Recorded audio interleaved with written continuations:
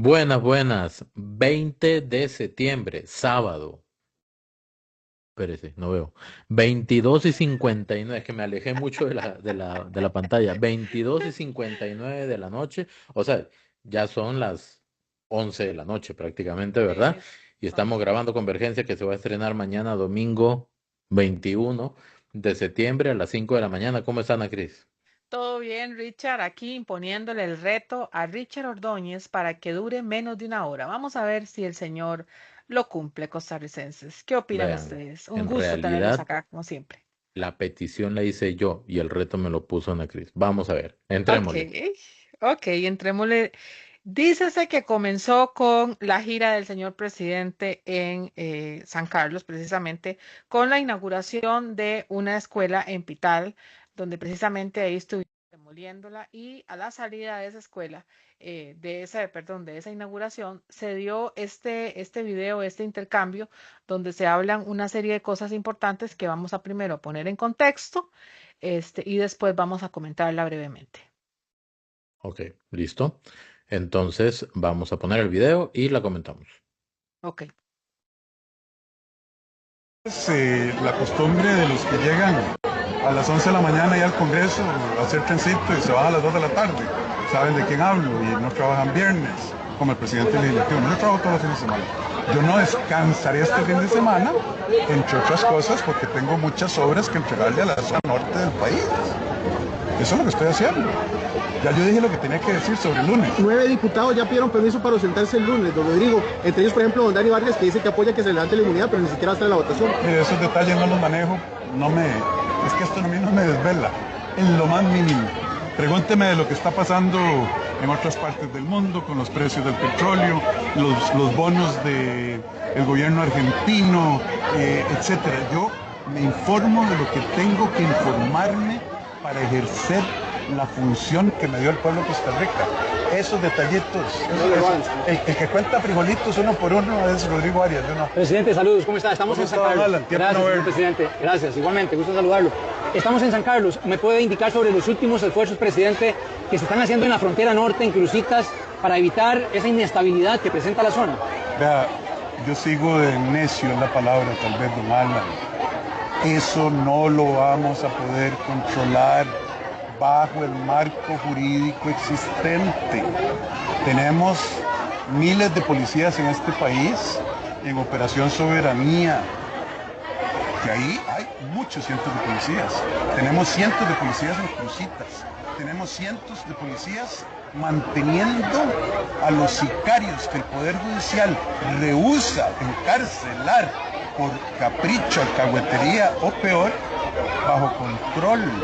Hoy llevamos, vea que yo los números sí los cuento, los que importan. Hoy tenemos 18 crímenes, asesinatos menos que el 19 de septiembre del año pasado. Eso yo lo monitoreo diario.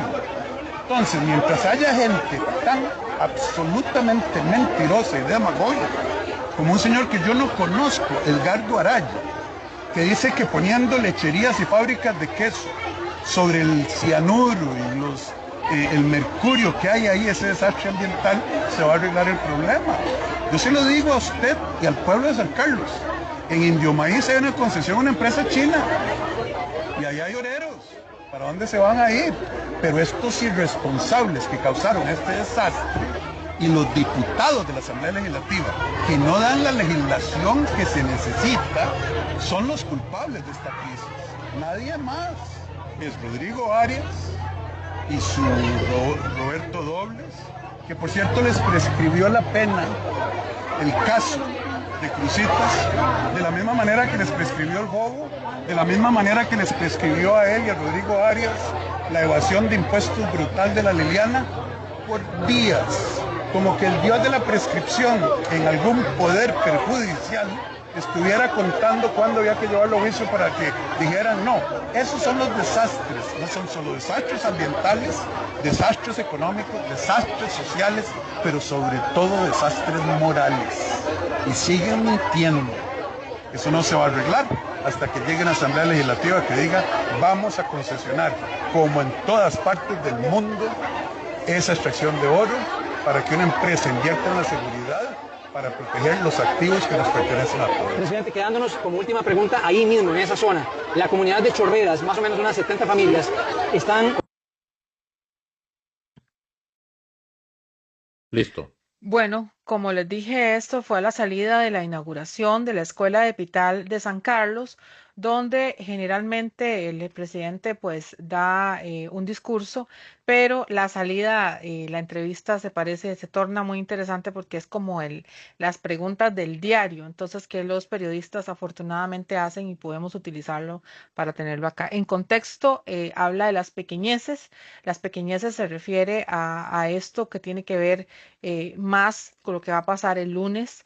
Él dijo que no se va a preocupar por eso más. Parece que ya él tomó una decisión, como ustedes ya saben, él no va a asistir el lunes 22. Va a esperar a ver qué es la decisión que van a tomar los señores diputados. Y con el tema de crucitas, que esto ya es cosa que nos atañe costarricenses de gran importancia, lo que tiene que ver con este proyecto de que fue presentado precisamente por el Poder Ejecutivo. Hay dos en este momento en corriente. Si no me equivoco, uno tiene que ver con el Poder Ejecutivo, donde expone más o menos cuánto se daría en la subasta, el cobro, el recibimiento del pago sobre el oro, aproximadamente sobre un 7%, de un 5 a un 7% de ese pago. Y lo segundo, que tiene que ver con pues la forma en cómo se va a realizar esa, llámese por una cooperativa u otro tipo de cosas. Pues por supuesto también expone lo que tiene que ver con una posibilidad de candidato que viene, que ya hemos expuesto acá, que es el señor Edgardo Araya, y el proyecto de ley que fue puesto por el Frente Amplio, donde no se haría la minería a cielo abierto, sino que se declararía como una especie de zona protegida.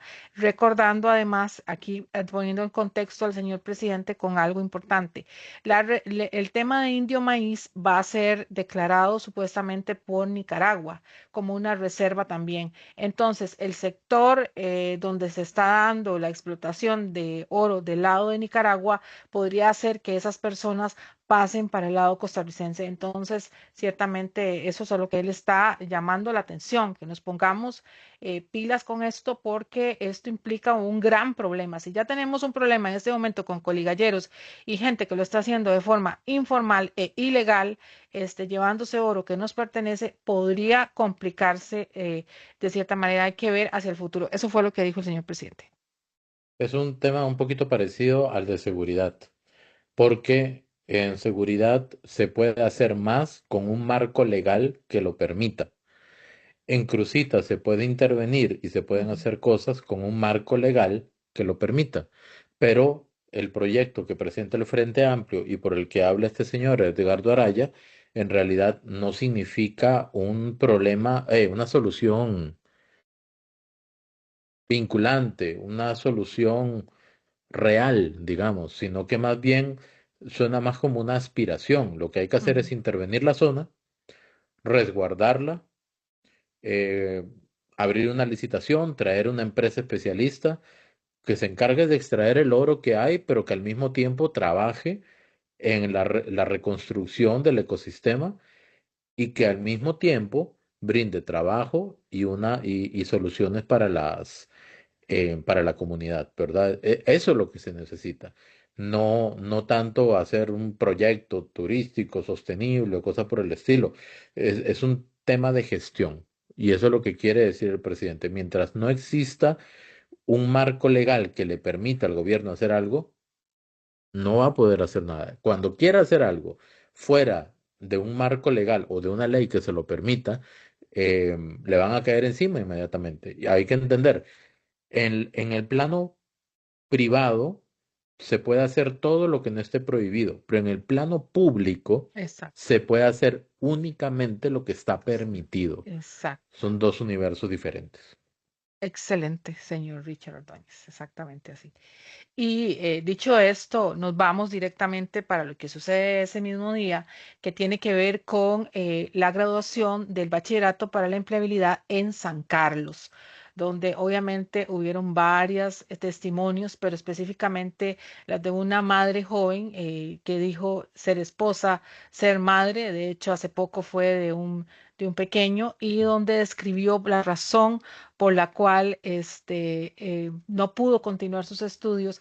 Lo quise visibilizar, costarricenses y Richard, porque me parece importante que entendamos por qué políticas públicas como estas hacen cambiar la vida de las personas. Y ella pone en contexto las situaciones que sucedieron para llegar a este momento y cómo le costó todo esto, porque políticamente, no quiero recordarles lo que sucedió anteriormente con un candidato a la presidencia, en este caso de Liberación Nacional, el señor José María Figueres, cuando sugirió en su momento pues que se quitara el bachillerato y de tal manera que las personas pues no tendrían esa certificación que colabora a una mejor educación, que obviamente es medible a nivel internacional. Richard. Correcto. Nada más recordar, este bachillerato para la empleabilidad es un proyecto en el que se trabaja junto con la UNED, si no me equivoco, para que los estudiantes a distancia puedan terminar de llevar a cabo sus estudios y poder obtener su bachillerato sin que se le niegue ni tampoco regalándolo, ¿verdad? Entonces, vamos a escuchar lo que dice, lo que va a decir esta señora, que ahorita aparece el nombre, me imagino. Se cierra un ciclo lleno de aprendizajes, desafíos y momentos que por muchas razones impidieron que esta meta no se alcanzara. Pero lo importante no es cuándo se llega, sino cómo se llega. Mi nombre es Keila Arias Chávez, soy esposa, mamá de 2 muñequitos hermosos y hoy también soy graduada. Mi camino no fue fácil, pero fue profundamente significativo. Estudié en el Liceo La Amistad de Río Cuarto. Durante mi 5º año la vida me puso a prueba. Mi papá sufrió un infarto. En lugar de estar en las clases, yo pasaba en los hospitales cuidándolo a él, dejando de lado mis estudios por amor y responsabilidad. Gracias a Dios, él se recuperó, pero mis calificaciones no las logré superar. Tuve que presentar 2 exámenes, español y inglés. Las aprobé, pero no logré graduarme. Perdí matemáticas en las pruebas de bachillerato y ahí comenzó una larga batalla. Me fui a trabajar, mientras tanto estudiaba para volver a presentar esos exámenes. Lo intenté más de 5 veces, 5 veces fallé, 5 veces sentí que no lo lograría, pero no me rendí. Cuando escuché sobre este nuevo formato para la empleabilidad y el emprendimiento, corrí a matricularme. Envié el título de 9º sin saber que necesitaba el de 5º. Me rechazaron, lloré, pero Dios abrió una puerta, anunciaron un nuevo corte, me matriculé de nuevo, embarazada en las últimas semanas. No fue fácil, hacía las tareas de madrugada cuando mis bebés dormían, me cansé, me estresé, pero nunca me rendí. Porque esto no era solo para mí, era para mis papás, por todo lo que hicieron por mí, era por mis hijos, para enseñarles que aunque cueste, aunque el tiempo pase, todo llega, que rendirse no es una opción cuando el corazón está lleno de propósito. Hoy estoy aquí agradecida, emocionada y orgullosa, porque este título no solo representa conocimiento, representa lucha, fe, amor y resiliencia. Muchas gracias al Ministerio de Educación, a la UNED, al CONED, por crear ideas innovadoras y pensar en nuestra población, que necesita de oportunidades como esta, el bachillerato para la empleabilidad y el emprendimiento. A todos los que hoy se gradúan conmigo, 1000 bendiciones. Que vengan más triunfos, más sueños cumplidos y que nunca olvidemos que lo imposible solo tarda un poco más. Muchas gracias. Tómate un traguito.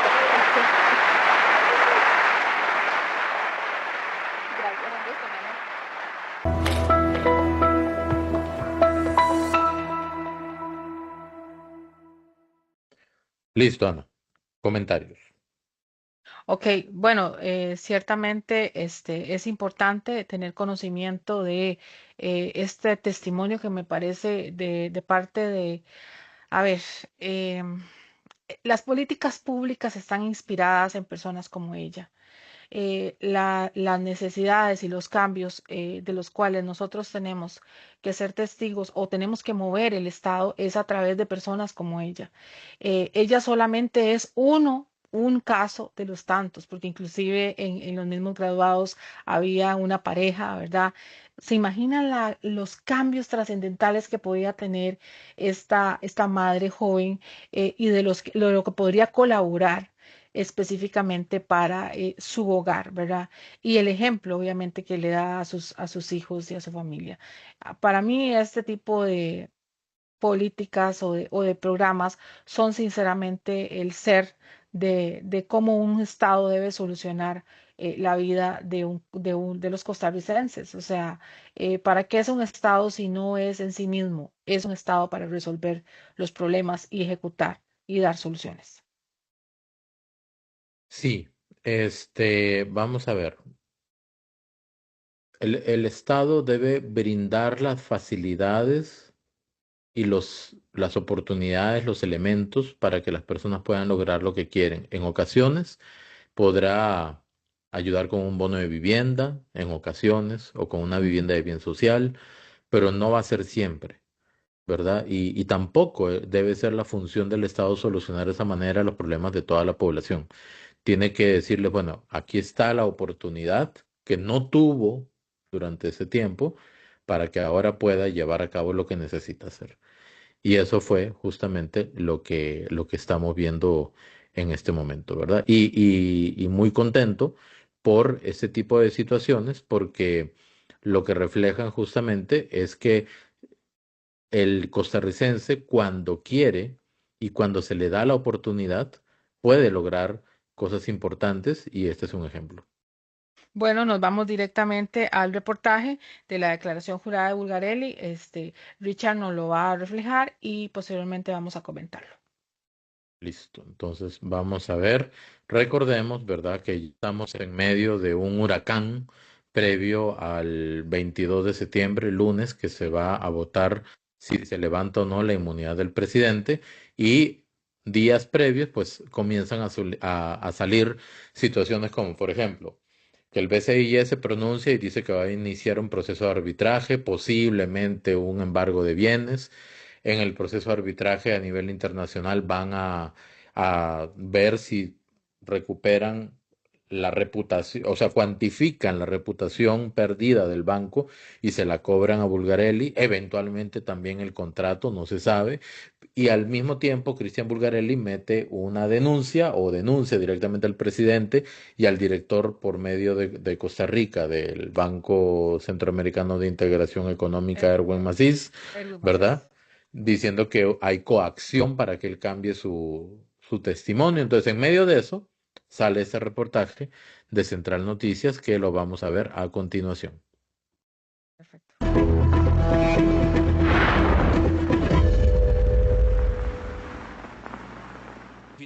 Bien, estamos con David Sancho. Usted ha llevado el pulso, bueno, gracias a su primicia a inicios de semana, donde el BCIE le confirmó a usted que justamente iba a presentar este arbitraje internacional contra Bulgarelli, tratando de recobrar parte de los $405,000 del famoso contrato de este caso BCIE Cariñitos. Pero explíquenos qué está pasando, mi estimado David Sancho, porque la gente está esperando su reporte desde hace buen rato. Adelante. Bien, Douglas, bueno, lo que traemos realmente es un bombazo, se le puede decir así. Hemos llevado toda la exclusiva, como usted bien lo indica, de don Erwin Masís, director del BCIE para Costa Rica, donde anunció el arbitraje internacional. Después Cristian Bulgarelli presenta una denuncia ante la Fiscalía a Erwin Masís y también al presidente de la República, Rodrigo Chávez. En esa denuncia, don Cristian Bulgarelli presenta y da algunos argumentos, pero vaya exclusiva tenemos en poder de Central Noticias, porque el familiar que él presenta, pues resulta que lo desmiente. Pero para no ser yo quien se los cuente, veamos la siguiente información. En exclusiva, en Central Noticias dimos a conocer una información donde Erwin Masís, director en Costa Rica para el BCIE, presentó un arbitraje internacional contra Cristian Bulgarelli, dueño de la empresa RMC, la productora SA. Pero recordemos lo que señaló Erwin Masís. Actualmente se está presentando un arbitraje internacional que se estará realizando en la sede de arbitrajes en Francia, en París. Esto genera la transparencia del procedimiento y ahí se tienen que dilucidar si existe daño por parte de don Cristian en un incumplimiento del contrato para con el BCIE. En este arbitraje internacional se le pide a Bulgarelli también congelar sus bienes y no cayó muy bien en los oídos del publicista, por lo cual Bulgarelli presentó una denuncia formal contra Erwin Masís y el presidente de la República ante la Fiscalía General de la República por el delito de coacción, donde él jura decir la verdad. En esta denuncia, donde Central Noticias también tiene en su poder, Bulgarelli señala lo siguiente. Vengo a denunciar que desde finales de mes de junio el presidente de la República, Rodrigo Chávez Robles, me ha amenazado a través de su operador Erwin Macís, quien contactó a 2 familiares míos que de momento me reservo los nombres a detallar, ya que están muy asustados por miedo a represalias. Pero acá inicia lo realmente interesante. En exclusiva en Poder de Central Noticias tenemos una declaración jurada del familiar que acaba de indicar Cristian Bulgarelli, donde dijo que estaban muy asustados, y en este mismo documento oficial el familiar lo desmiente. A raíz del conocimiento público que se ha tenido del contenido de la denuncia interpuesta por el señor Cristian José Bulgarelli Rojas en contra del señor Erwin Macís Castro y Rodrigo Chávez Robles, expediente 25-000-115-033-PE, manifiesto que soy la persona que se señala por parte del denunciante como su familiar y que intermedió en las comunicaciones del señor Macís Castro y Giovanni Bulgarelli. De ahí que conozco lo que realmente aconteció y cuento con las pruebas de ello. En la denuncia de Cristian Bulgarelli, donde Central Noticias tiene su documento, el publicista señala: El señor Macís se contacta por medio de una persona cercana a mi familia, ofreciendo una supuesta paz por parte del presidente a cambio de mis testimonios con el caso BCIE. Cariñitos. Pero acá el familiar vuelve a desmentir por completo a Cristian Bulgarelli en esta declaración jurada que Central Noticias tiene en su poder e indica: no se ajusta a la realidad que el señor Macís Castro fue quien procuró un encuentro o contactó con el denunciante o su familia. Bulgarelli nuevamente en su denuncia expresa: mi familiar insistió en que Macís mediante varias llamadas decía en que era un error ir contra el presidente y que el presidente proponía la paz. También señala a mi familiar, me pone un audio que adjunto como prueba ofreciendo la paz. No es cierto que existiera en las comunicaciones en las que intervine ningún tipo de amenaza o coacción por parte del señor Macís Castro y en contra del denunciante o de su familia. Bulgarelli en su denuncia penal, donde jura decir la verdad, indica: a raíz de esto y después de varias llamadas, Erwin Macís contacta a mi hermano Giovanni. Pero no solo su propio familiar presuntamente lo desmintió a Bulgarelli. El mismo Erwin Macís, mediante una manifestación oficial, expresó lo siguiente: deseo manifestar que rechazo de manera enfática las falaces acusaciones que se me han emitido en mi contra por parte del señor Cristian Bulgarelli.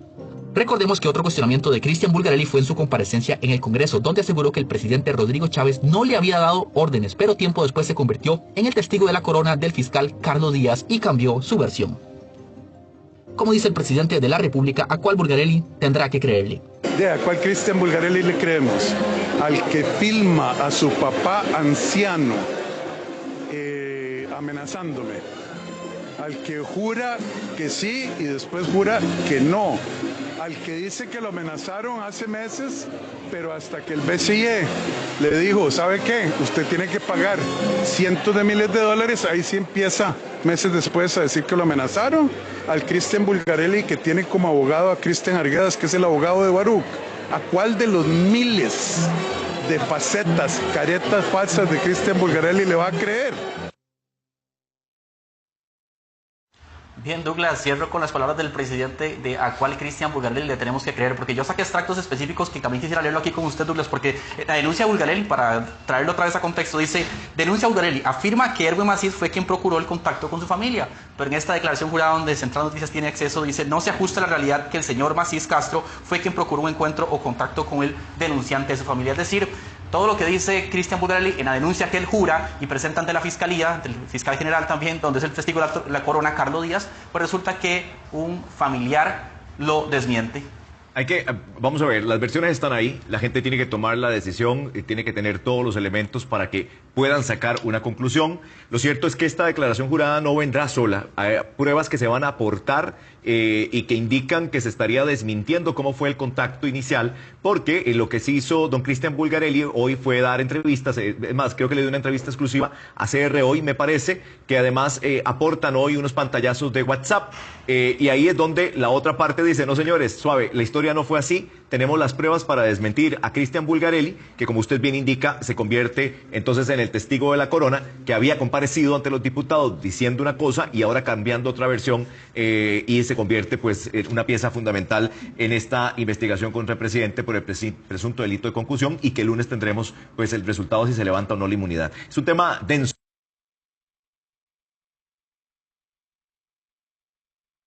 A ver, Ana, yo le hago una pregunta rápida y concreta. Sí. Y dígame si estoy equivocado. Sí, señor. ¿Ok?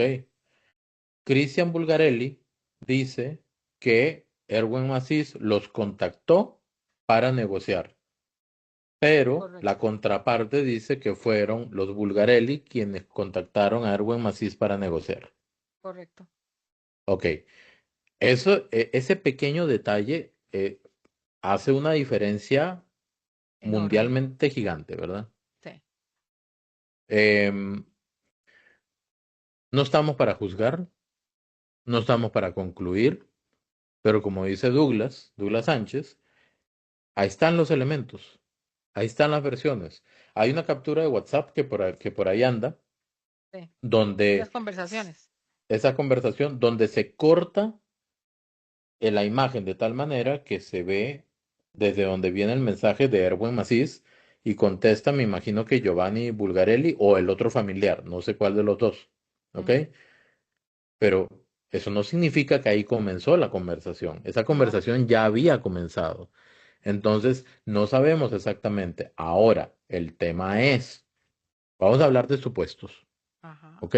Solamente de supuestos, porque aquí hay dos supuestos. Uno, los Bulgarelli contactaron a Erwin Macís para negociar algo porque la situación está bien complicada para Cristian Bulgarelli, ¿ok? Y se reunió Erwin Macís con Giovanni Bulgarelli, el hermano de Cristian, para ver qué negociaban o qué cosas hacían, ¿ok?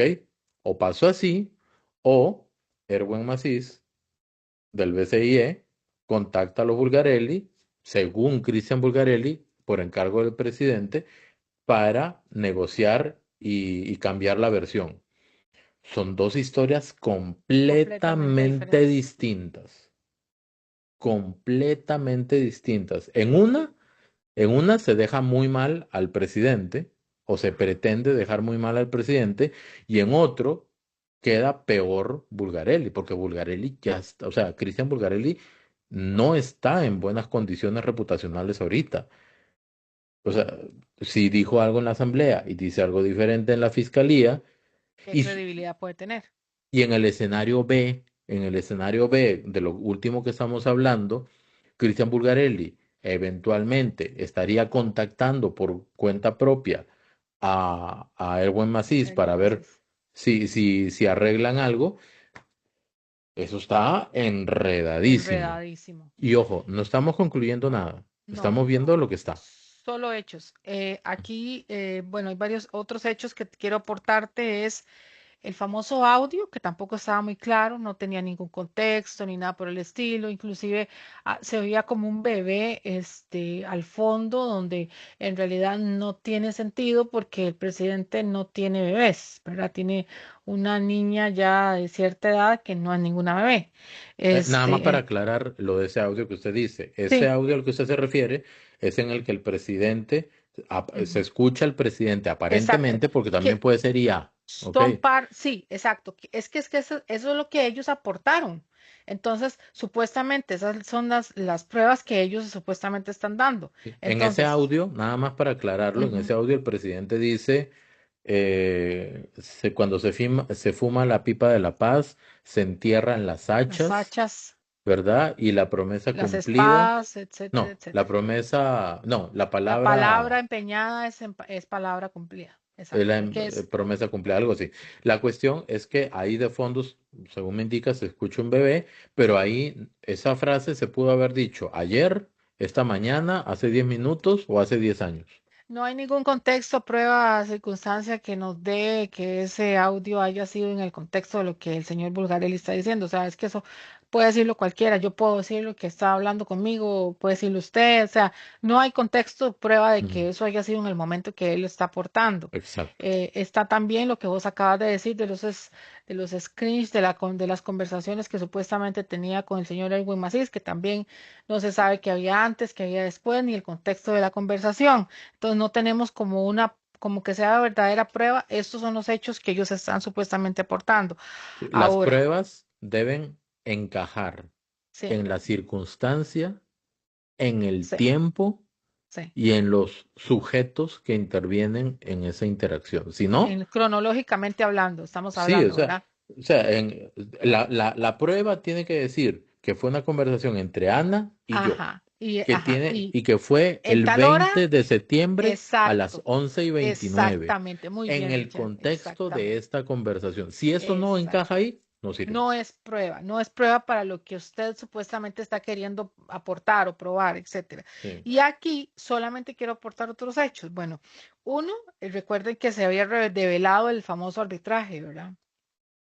Y eso queda en contexto de toda esta negociación que se viene dando, ¿verdad? Hay un arbitraje que supuestamente se da ¿por qué? Porque en el contrato del BCE se había establecido que en el caso de que hubiera algún litigio o algo por el estilo, ¿qué iba a hacer el BCE? Bueno, ir a tratar de dilucidarlo precisamente en el arbitraje, como habíamos establecido en Francia. Y Y ese arbitraje no es ni conciliación no, ni juicio, no, ¿verdad? es una resolución de parte de un tercero imparcial. Eso es un Exacto. arbitraje. Y esa resolución, ambas partes se adhieren o se allanan a esa resolución de ese tercero. Es decir, ambos, o sea que el señor Bulgarelli tiene que recurrir en Francia a ese arbitraje y tener representación. Esos son los hechos. Y bueno, el último hecho, pues por supuesto lo que se dio ese día, que es que se empezó a liberar una serie de información sobre una entrevista que supuestamente estaba dando el señor Bulgarelli a CR hoy. Y bueno, ahí empezó a dar una serie de declaraciones, etcétera, etcétera, de supuestamente lo que estaba sucediendo. Entonces, ahí están los hechos. Eso está más enredado que, no sé, que el piso de una peluquería después de haberle cortado el pelo a alguien. Eso está sumamente enredado y siento que cada vez que sacan algo, lo enredan más. Y las Y declaraciones que más bien las enredan. O sea, sí. siento que más bien deberían de, bueno, pues que nosotros no somos ellos, la verdad es que, ¿qué podemos hacer?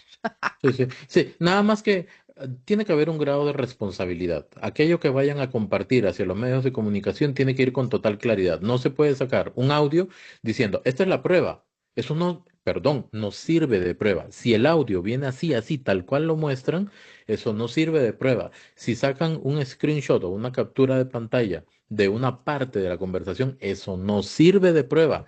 O sea, la gente no se chupa el dedo y eso es lo que a mí sí me molesta cuando tratan de plantear algo como prueba, incluso los medios de comunicación, sabiendo que eso no sirve como prueba. Si no encaja en el momento, en las circunstancias, con las personas que están interactuando en ese momento y que calce perfecto, eso puede haber sucedido cuando sea, donde sea. ¿Ok? Entonces, eso sí hay que dejarlo claro. Si los medios de comunicación van a publicar cosas que sean pruebas, entre comillas, que sean sustanciales, que uno diga, ah, ok, no hay duda de que eso pasó en ese momento. Caso contrario, pudo haber sucedido cuando sea y parece más bien que nos quieren ver la cara de tontos. Parece. Esperemos que no. Nos vamos a las asambleas del día posterior, es decir, de hoy sábado, donde hay dos asambleas. Una es la de Motiva, donde técnicamente no hay quórum, no hay más, no hay mucho que decir, no se pudo realizar la asamblea del partido Motiva. Y la segunda asamblea, que es la que se da la del PAC, donde esa sí se puede realizar y se ratifica a la señora Claudia Dobles como candidata presidencial y como candidata por el primer lugar de San José. Rápidamente, si no hay quórum, es que no llegó la cantidad de asambleístas necesaria, mínima, para poder hacer Sí, la sesión y por lo tanto, sí, no se puede llevar a cabo la asamblea, no se pueden tomar decisiones. Por sí. ahí se dice que van a tratar de recoordinar para otra fecha, pero hasta donde tengo entendido, hasta el 30 de septiembre hay tiempo, ¿verdad? Y por el otro lado, la del PAC, porque le dicen Agenda Ciudadana, eso no tiene más cara que de PAC. Vamos a ver. Si alguien, candidato o candidata a la presidencia, se lanza también para diputación, obviamente no sabe que no tiene ninguna esperanza de llegar a la presidencia. Y lo que está haciendo es utilizar la papeleta donde aparece su cara para presidente o sea, para candidato a presidente, para impulsar la papeleta que es para diputados. O sea, si alguien de verdad está convencido o convencida de que va a ir para la presidencia, no se lanza con doble postulación. ¿Y quiénes no Exacto. se lanzan con doble postulación? Obviamente, Laura Fernández, Fabricio Alvarado, eh, Ramos, ¿verdad? Álvaro Ramos, Álvaro Ramos. sí, Natalia Díaz tampoco se lanza con doble Sí, no postulación, se lanzó con doble ¿verdad? postulación. Y ya después vienen los pequeñitos que no se lanzan con doble postulación, o porque no pueden, o porque de ahí no tendría sentido, como Ariel Robles. Él no se puede lanzar con doble postulación porque viene de ser diputado. O Eli Feinsack, que también se va a lanzar, pero no puede ir con doble postulación. Exacto. Eh, Es como para mantener vivo el partido, más que nada. Pero los que están en los primeros lugares son los que realmente estarían compitiendo por cuenta de ellos para la presidencia. Con eso quiero decir nada más. Claudia Dobles está consciente de que ella no va a ser presidente Sí, y por porque ese por eso. motivo inscribe su nombre como diputada. Eso es todo. Exactamente. Esa es la razón, políticamente hablando. Y Ujú. ahora nos vamos con el otro evento que se dio también desde Buena Mañana Costarricenses, que tiene que ver con el tema del agua de Naranjo. Volvemos, Richard, a este tema que ha sido constante aquí en Convergencia. Ustedes saben que le hemos llevado el pulso. Hoy precisamente, día jueves, todo el día, perdón, hoy día sábado, todo el día se ha hablado al respecto y queremos poder generar pues la evolución tempranito en la mañana. Se generó esta imagen donde ya precisamente se está dando por maquinaria el movimiento de tierra para poder aperturar la zanja para poder entrar con la adhesión de la tubería del agua para el proyecto La Esperanza, costarricenses allá en Naranjo precisamente, que recuerden que nos costó muchísimo, nos ha costado muchísimo con el tema del alcalde que no ha querido, inclusive quiso llamar a don Luis Barquero Villalobos, porque invitó a retar al señor presidente porque dijo que no le iba a dar la gana hacer la conexión de agua para este proyecto. Tantas cosas han generado hasta que tanto dan cántaro al agua que tenemos esto. Y precisamente después de esto hay una reacción también de parte de la municipalidad de Naranjo al respecto. Sí, nada más, pues en términos sencillos, se hace una, no sé, urbanización, ¿verdad? Un sector de Sí, un viviendas, proyecto de vivienda bien un, social, un proyecto de bien social de forma para vertical. personas que Ujú, viven en ese momento en un precario, correcto. ¿ok? Pero las personas no se pueden trasladar del precario a este proyecto de viviendas porque no hay agua. Y únicamente se necesita conectar el agua, o sea, el AIA necesita hacer un puente de conexión, ¿verdad? Del acueducto municipal, me imagino, a este proyecto. En términos sencillos, digamos, es conectar el agua, es llevar el agua y punto. Y eso lo tenía que autorizar o firmar la municipalidad. Pero la municipalidad dice que como el agua podría faltar en 10 años, entonces no lo puede hacer y las personas que están en el precario están arriesgando mucho cada día que siguen ahí. Y el gobierno mandó una comitiva para decirle hay soluciones para lo que pueda pasar dentro de 10 años y le dio puntualmente solución A, B, C. Y aún así, la municipalidad no quería. Y lo que hacen incluso es crear o pretenden crear o ya la crearon una comisión en la Asamblea Legislativa para investigar. Esas cosas no sirven para nada. Lo que tienen que hacer es tomar decisiones administrativas, tomar acciones, no llevarlo al plano político, nada más para comenzar a invitar gente para que hablen. Y mientras, ¿qué pasa con la gente del precario? Y durante todo ese proceso, los diputados de Naranjo y de Occidente no se habían pronunciado hasta que el presidente dijo en conferencia de prensa, si al viernes no hay solución, no ¿Sí? ha habido conexión y autorización de parte de la MUNI, Vamos a el actuar. gobierno va a hacer uso de sus facultades para hacer la conexión, incluso con la fuerza pública. Y eso es lo que estamos viendo en esa foto. Una máquina que no sé cómo se llaman, bajoc o Sí, sí, en bajo. retroexcavadora, como se llame, haciendo el hueco para conectar justamente y llevar el agua, ¿verdad? Y esto lo publicó, ¿cómo se llama? Accidentes de Occidente.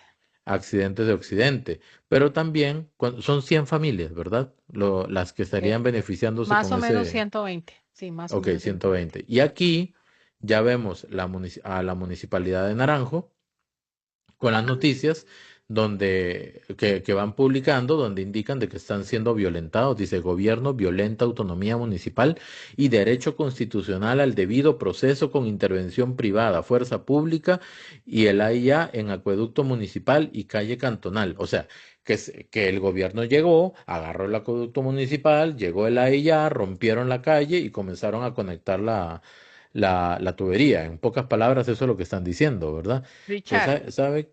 Dígame. veamos el detalle bueno, ahí se hizo viral la Municipalidad de Naranjo con este tipo de post, porque Sí. observen el detalle abajo. Yo sé que la gente no lo va a poder ver, pero lo vamos a reflejar, que hubieron 3.300 comentarios al respecto. Habría que Sí. leerlos y ver la cantidad de personas que está, por supuesto, ahí está mi comentario, yo lo dejé, por supuesto, y de todos los demás que le siguieron a esto, porque hubieron muchísimos gente comentando al respecto, e inclusive en respuestas, 3.300 comentarios, es muchísimo en Facebook, y las compartidas, pues increíble. Igual así vienen los demás posts, ¿verdad? De la Municipalidad de Exacto. Naranjo. Entonces, sí, sería interesante ver. A ver, aquí el debate es tan sencillo, perdón, como tonto. O sea, es un debate sencillo y tonto al mismo tiempo, y voy a decir por qué. Es sencillo porque depende de una autorización, ¿ok? Y Es es simple. tonto, es muy simple, y es tonto porque estamos sopesando. ¿Qué es más importante? ¿Los procesos y lo que puedan durar los procesos o el fin? Y el fin, ese fin tiene 120 familias con promedio que 3 personas por familia, 360 personas cuya vida peligra, ¿ok? En diferentes sentidos. Están en un precario. El mismo presidente ha dicho: una lluvia muy fuerte y algo podría pasar. O no están viviendo de manera digna, teniendo el lugar para ir. Entonces, ¿es más importante la condenada institucionalidad? ¿Es O la, más importante? o la autonomía municipal, que eso es en eso es lo que se refugiaron, ¿verdad? Vea lo que pone Giselle Ramírez aquí: y la municipalidad también está violentando a los derechos de la comunidad de negarles el agua. O sea, a ver, y aquí pone Gallardo Adrián, Galeano, son Adrián, son la Galeano, peor, perdón, sí, ¿verdad? Galeano. Son la peor municipalidad del país. Bueno, Ken Josué dice: tenemos presidente, señores. Olman Vargas: Olman apoyo total a la Vargas. decisión del presidente. O sea, lo que hizo el presidente por medio de su comitiva fue garantizarle a estas personas que están en un precario que van a poder trasladarse a estas viviendas de bien social con agua. ¿Es eso incorrecto? O sea, es más importante la burocracia. ¿Es en serio? O sea, al alcalde de Naranjo, ¿es en serio más importante la burocracia que los derechos humanos de una población? Porque es una población. Es más importante la burocracia que el derecho al agua. Es más importante la burocracia que la seguridad de vivir en un lugar adecuado. Es más importante la burocracia que un poquito de humanidad. ¿Es en serio? O sea, yo no comprendo a veces a los políticos. Y ahí sí salen Oscar Izquierdo, Montserrat Ruiz y quién más, creo que hasta Álvaro Dinora Barquero, Ramos, de Álvaro hasta Ramos, Ainora Barquero, ofendió al presidente todos, Chávez todos diciéndole que si no defendiendo tenía la conocimientos, etcétera. institucionalidad, los procesos, la legalidad, que los atropellos. ¿Y dónde queda el ser humano? Vea, cuando la política se olvida del ser humano, esa política ¿En qué ejercida por esas función? personas ya ¿En no qué sirve función? para nada. Nada. ¿Ok? La política es un servicio a la gente, no es un fetiche de poder. Y Yo, lamentablemente, para algunas personas, en eso se ha convertido. En que yo tengo el poder, ve aquí, yo tengo el poder, y yo cuando quiera, yo lo bajo y yo lo subo derecha, izquierda.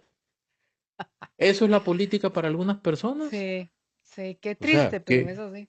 qué triste, de verdad. Ahí es donde uno debería habilitar la herramienta o el plebiscito para quitar a las personas de los puestos municipales que no sirvan para nada. De O hecho, sea, eso es se una habló. explicación. Yo no soy abogado, Ana Cris, pero yo quiero una explicación lógica.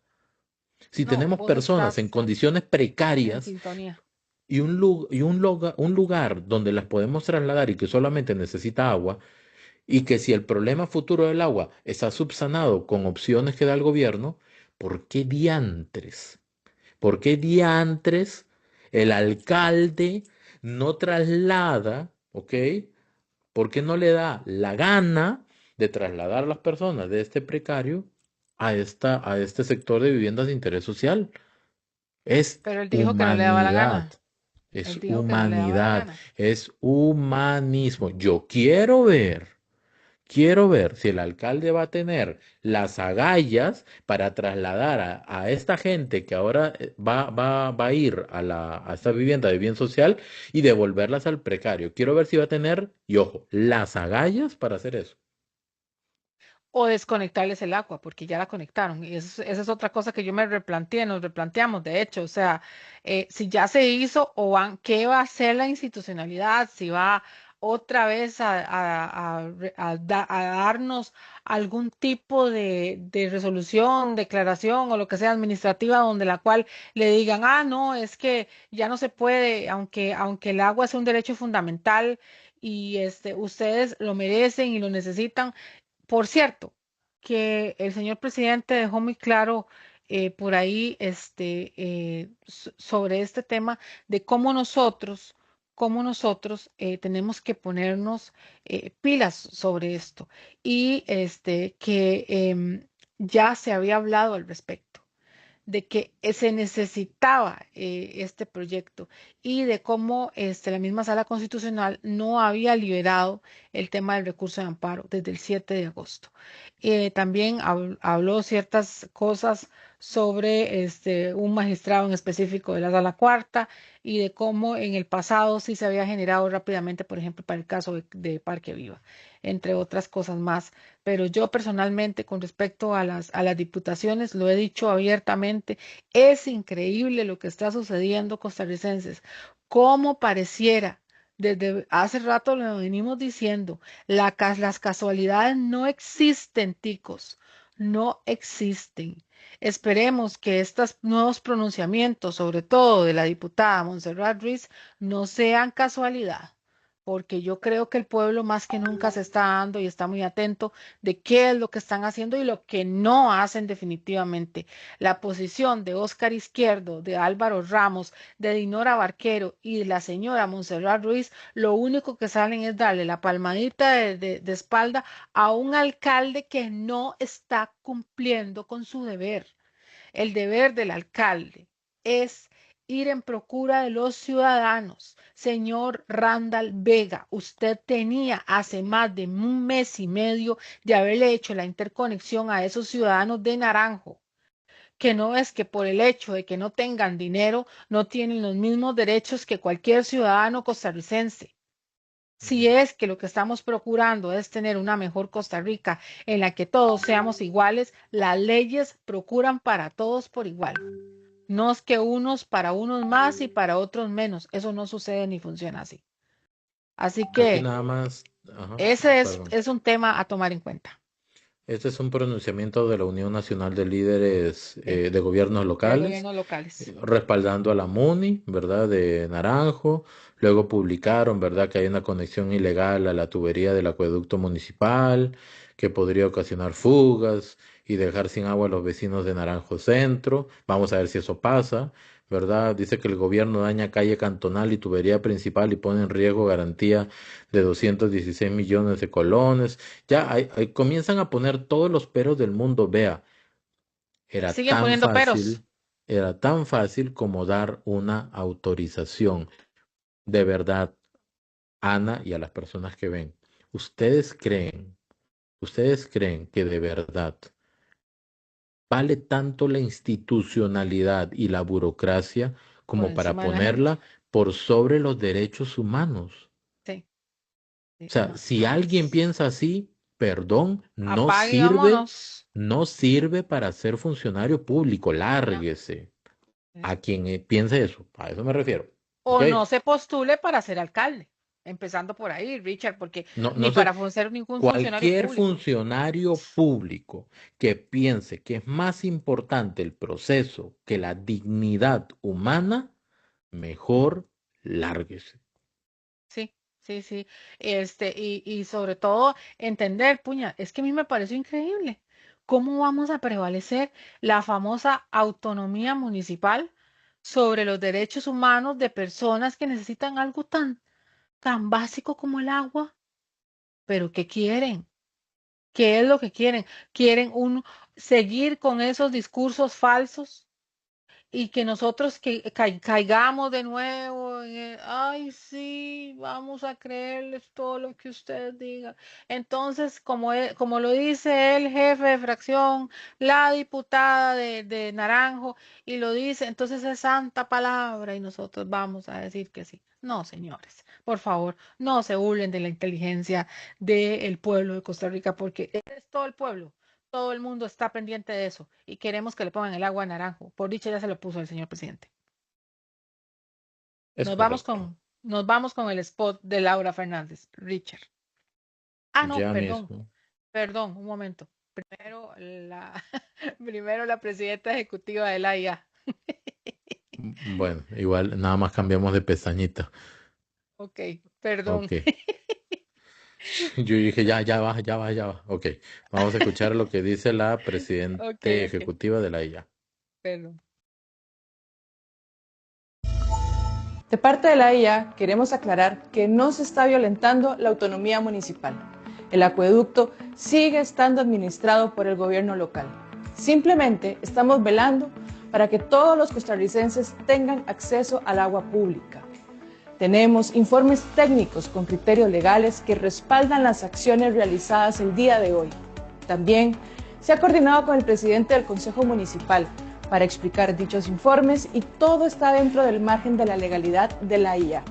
Es importante tener claro que a la institución no se le ha interpuesto ningún tipo de medida judicial, ni tenemos en este momento ninguna notificación o algo relacionado a un trámite ante el Tribunal Contencioso. Simplemente estamos cumpliendo con nuestro deber de ente rector, de que si el recurso hídrico existe, todos los costarricenses tengan acceso a este. Desde 1967, es decir, hace 58 años, con la Ley Constitutiva del Servicio de Agua Potable, se nacionalizó con la creación de una institución autónoma, lo que conocemos como el Instituto Costarricense de Acueductos y Alcantarillados, encargado de velar porque se cumpla el derecho de cada uno de los costarricenses de tener acceso a este servicio. Nuestro compromiso de hoy nos une con un futuro mejor para Costa Rica. Bueno, yo creo que con eso se le da un cierre bien al tema y ya podemos ir con el spot de doña Laura Fernández. Bueno, yo había apartado esta imagen, pero ya que la puse, nada más comentarla. Este es un estudio de Sid Gallup que salió hace un par de días. Lo publicó justamente Jorge Obando, ¿verdad? De OPA, del Octavo Mandamiento. Y nada más para mostrarlo rápidamente. Aquí sale cuáles son los presidentes mejor calificados de América Latina. Número 1, Nayib Bukele, 83%. Segundo, Rodrigo Chávez, de Costa Rica, 65%. Luego viene Luis Abinader, de Ajá, República Dominicana. con 59% de República Dominicana. José Raúl Mulino de Panamá con 51%. Xiomara Castro con 50%. Daniel Noboa de Ecuador con 47%. Daniel Ortega, este sí que me cuesta creerlo, 41%, pero de ahí, si las encuestas las hacen ellos mismos y dan el dato a Sid Gallup, nada que hacer, ¿verdad? Bernardo Arévalo de Guatemala, 39%, Javier Milei, 32%, Luis Arce, 10%, y finalmente Dina Boluarte, 6%. Esta señora tiene mucho más bien. Entonces, no, es que que lo digas vos es muy generoso. Es fatal esa señora, fatal, pero fatal. Y ese es el spot de doña Laura Fernández. Vamos a verlo y posteriormente rápidamente comentarlo. Costarricenses, no podemos aflojar. Hola, soy Laura Fernández y yo voy a darle continuidad al nuevo proyecto político iniciado por don Rodrigo Chávez. Los mismos de siempre no nos dejaron hacer las reformas para eliminar las pensiones de lujo, bajar el precio de la electricidad, construir la marina y la terminal de cruceros para Limón, construir ciudad gobierno. Así como eliminar los cargos vitalicios de los magistrados del Poder Judicial y acabar con la impunidad de los delincuentes, que parece algunos no quieren. Para hacer eso posible le pido su voto, para elegir una bancada mayoritaria de diputados necesarios para aprobar esas y otras reformas que la casta política tradicional no ha permitido. No vamos a aflojar. Seguiremos trabajando con la misma firmeza y transparencia que lo ha hecho el presidente Chávez. También haré todo lo posible para que don Rodrigo integre el próximo gobierno como ministro de la Presidencia y coordinador de la continuidad de todas las reformas pendientes y necesarias. Vamos a gobernar con el mejor equipo, con el equipo de la continuidad, con el equipo que sabe hacer bien las cosas. Vamos muy bien, pero lo mejor está por venir. No podemos aflojar. ¿Qué le pareció, Ana? Me pareció interesante la propuesta de una vez poniendo las cartas sobre la mesa sobre el tema de el ministro de la Presidencia, el señor Rodrigo Chávez Robles. Yo creo que Aquí ese hay fue el que, comentario. sí, hay que hacer bueno, ese es el factor novedoso de este spot, Sí, sí. ¿verdad? Y hay que aclarar algo. Esto no encaja como beligerancia política en ningún sentido, porque no lo está haciendo el presidente, por más que las imágenes de él aparezcan ahí, porque él es una figura pública. Pública. El mensaje lo está emitiendo una candidata a la presidencia que tiene el deseo y el interés de incorporar al hoy presidente en su gobierno, en su posible y eventual gobierno de doña Laura Fernández, como ministro de la presidencia. Y el tema de la continuidad, eso no es ningún secreto, ¿verdad? Entonces, en el discurso como tal, no se podría ni debería interpretarse como algún tipo de beligerancia política. Beligerancia política sería eso, especialmente como para diputadas como la diputada Joana Obando, ¿verdad? Que ella No tiene dijo de conocimiento de que lo que es la beligerancia política. porque la diputada Joana Obando dijo que al asistir a eventos oficiales como ciudadana, doña Laura Fernández estaba cometiendo beligerancia política. Así no funciona, diputada, así no funciona. Ok, tendría que ser en ese caso el presidente que emitiera este tipo de mensajes y no es así. Yo creo que antes de decir que todo es beligerancia política, sería bueno que de parte de los actores de la oposición, específicamente diputaciones u otros, sería bueno que se lean qué es la beligerancia y cómo se encaja este tipo de delito. Porque o sea, últimamente todo es beligerancia política. Entonces, lo que vos estás diciendo, estás tipificando el delito, cosa que la diputada Joana Obando no hace. Sí, Estudiar. exacto. Exacto. Yo creo que, y de paso que eso le haría bueno a muchas diputaciones actuales que ya se van, por cierto. Exacto. Último Y video. y nos vamos ahora sí. Para lo que viene, costarricenses, adivinen que el lunes 22 va a ser un día histórico, importantísimo, donde se dará la votación sobre el levantamiento del fuero del señor presidente. Este video que hizo Central Noticias les hace un corto de todo lo que tiene que ver, a qué hora, las probabilidades de las votaciones, etcétera, que por supuesto Richard y yo vamos a poner en contexto y vamos a ver ahora. Correcto. Vamos a ver esa nota de OPA. Noticias. Bueno, este lunes 22 de septiembre se va a abrir una decisión histórica porque los diputados van a votar si levantan la inmunidad del presidente de la República, Rodrigo Chávez. Se ocupan 38 votos, pero ¿cuántos votos tienen hoy? ¿Qué es lo que se presume? ¿Cómo está la información? ¿Cómo se mueve esto? Veámoslo en la siguiente nota. El próximo lunes 22 de septiembre, el plenario legislativo vivirá una sesión histórica, decidir si se levanta o no la inmunidad del presidente de la República, Rodrigo Chávez, acusado por la Fiscalía General de presunta concusión en el caso BCE Cariñitos. La decisión de levantar el fuero al presidente o no es algo crucial, es histórico. Más que simple aritmética legislativa, estamos ante una fotografía cruda del momento político que vivimos, bloques fragmentados, Para aprobar este desafuero se necesitan 38 votos, pero hoy al parecer solo hay 33 confirmados a favor. En la lista de respaldos figuran 16 votos liberacionistas, liderados justamente por la diputada Andrea Álvarez, presidenta de la comisión investigadora. También tendrían los 6 votos del Frente Amplio. 3 socialcristianos estarían votando a favor, los cuales serían Vanessa Castro, Alejandro Pacheco y Luis Felipe García. Los 2 diputados del Partido Liberal Progresista también estarían de acuerdo con esta decisión. Y para cerrar, las 5 diputadas independientes como Joana Obando votaría a favor de levantarle la inmunidad al presidente Rodrigo Chávez. Si el Congreso no logra los 38 votos, el mensaje no va a ser solo institucional, va a ser simbólico. Va a decir que incluso en un caso de máxima exposición pública, la correlación de fuerzas sigue girando en torno a la figura presidencial. Y aquí lo novedoso yo creo que no es que haya dudas, sino que la duda esté institucionalizada. Por otro lado, los diputados que estarían en contra serían los diputados oficialistas del Partido Progreso Social Democrático, menos Luz Mari Alpizar. También los 6 diputados de Nueva República y el independiente Gilbert Jiménez. El panorama aún es incierto. En el Partido Unidad Social Cristiana, diputados como Horacio Alvarado, Daniela Rojas y María Marta Carballo aún no han definido posición. A esto se le suman los votos negativos ya declarados del diputado Leslie Bojorges, Melina Ajoy y Carlos Andrés Robles, amigo cercano del presidente. Entonces esto quiere decir que el Partido Unidad Social Cristiana podría llegar a definir y cambiar la votación con los diputados que tienen indecisos. Esto pese a que hace algunos días el candidato presidencial Juan Carlos Hidalgo le recomendó a los legisladores votar a favor. Sin embargo, al parecer la línea se está rompiendo. De esta manera, sumando todos los votos por fracción, quedarían con 33 votos a favor, 18 en contra y aún hay 6 diputados indecisos o que aún no quieren revelar su voto, lo cual no alcanzaría para levantar la inmunidad al mandatario. La distribución de votos hasta ahora, de la información que se tiene, no asegura una mayoría calificada y esto obliga a mirar no solo el mapa partidario tradicional, sino casi que el termómetro emocional electoral de los legisladores.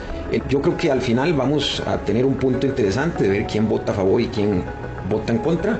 Un factor adicional que podría inclinar la balanza es que varios diputados han pedido permiso para ausentarse este próximo lunes, lo cual reduciría todavía más las posibilidades de alcanzar los 38 votos necesarios. En específico, 9 diputados pidieron permiso para ausentarse este lunes, pero en las últimas horas algunos han movido agendas para poder presentarse, como el caso de Eli Feinstein y el liberacionista Dani Vargas, que pese a tener permisos anunciaron su presencia de última hora. Hasta el momento presuntamente no llegarían el diputado oficialista Manuel Morales y las diputadas independientes María Marta Padilla y Cintia Córdoba. Las ausencias son en muchos casos una forma de voto en que buscan no tener costo directo porque permiten esquivar presión política, el temor a qué efectos pueda tener esto electoralmente y eso pasa por una percepción de riesgo. Más que contar votos hay que leer el lenguaje del silencio de los legisladores porque en política a veces esto dice más que el discurso en el plenario. Por ahora la agenda está lista, la sesión arranca este lunes a las 2 de la tarde, luego vendrá el debate de fondo y a las 7 de la noche será la votación final. Informó David Sancho para Central Noticias. Me gustaría nada más que retrocedamos rápidamente a la tabla, porque aquí yo creo que se resume todo, Ana. Sí, correcto. Eso te iba a decir. Qué Tantito, bueno. tantito, un poquito más, perdón, don Mario, aquí. Ya. Exacto. Ahí está. Quedamos ahí. Aquí está la situación, ¿verdad? En resumidas cuentas, en este momento hay 33 votos a favor del levantamiento de la inmunidad del presidente, pero de esos 33 al día de hoy hay 31, porque 2 de esos votos no estarían asistiendo porque pidieron permiso y no han confirmado que van a estar realmente, que son Cintia Córdoba y María Marta Padilla, las 2 independientes, que estarían aquí. Este 5 sería un 3 en realidad. ¿Ok? O sea, son 5 porque votarían a favor de levantar la inmunidad, pero en realidad son 3 porque no van a estar en la votación.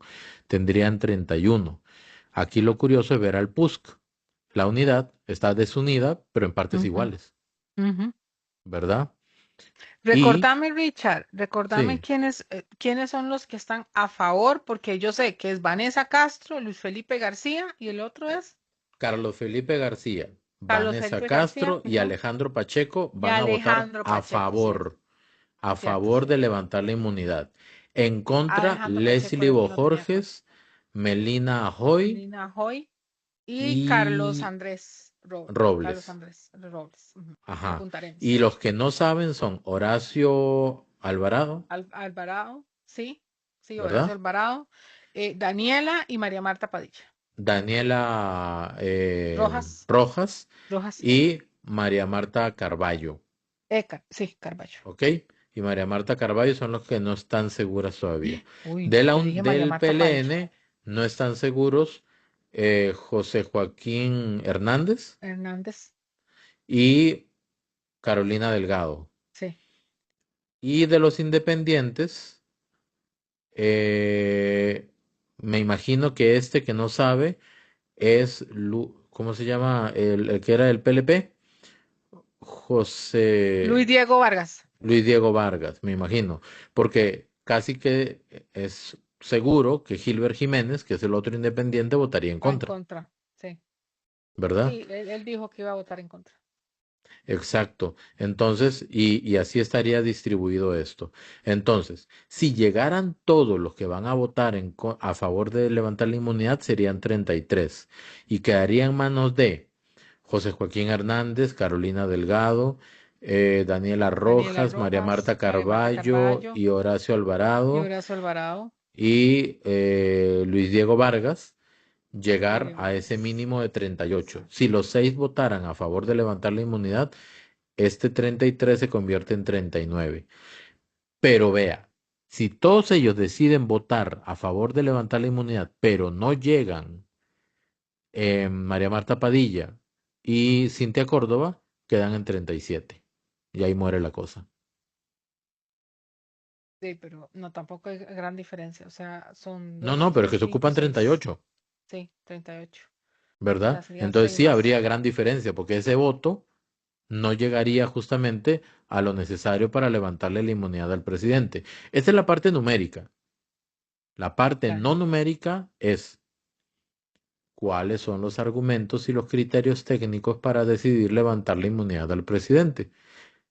Aquí están votando en bloque, en el PLN. Esto es puro Sí, bloque, puro ¿ok? bloque de oposición.